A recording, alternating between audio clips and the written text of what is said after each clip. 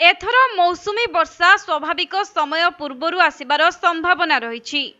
आसंता 21 तारिख में बंगोपसागर रे एक घूर्णिबलय सृष्टि होई पारे एवं 23 सुधा यह लघुचाप परिणत होई परे यह गभीर अवपातर रूप नहीं पारे बोली पूर्वानुमान करिसेंती वरिष्ठ पाणीपाग विशेषज्ञ।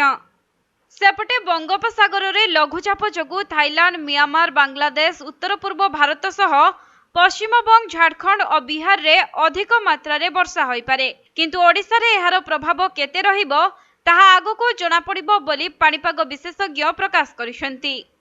अन्यपटे जहाँ सूचना रही दक्षिण ओडिशा रे ताती कम रहिबो, दिनर तापमात्रा 35 डिग्री पाखापाखि रही पारे एवं कौनसी स्थान रे भी 40 डिग्री तापमात्रा न टपिबार संभावना रही।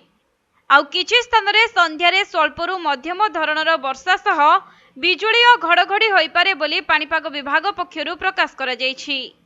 सेहिपरि आज कोरापुट, रायगड़ा, गजपति, गंजाम, नयगड़, केन्द्रापड़ा, जाजपुर और भद्रक जिले में गोटे दुईटी स्थान रे बहु मात्रा रे वर्षा होई पारे बोली पाणीपाग विभाग आकलन करिछि।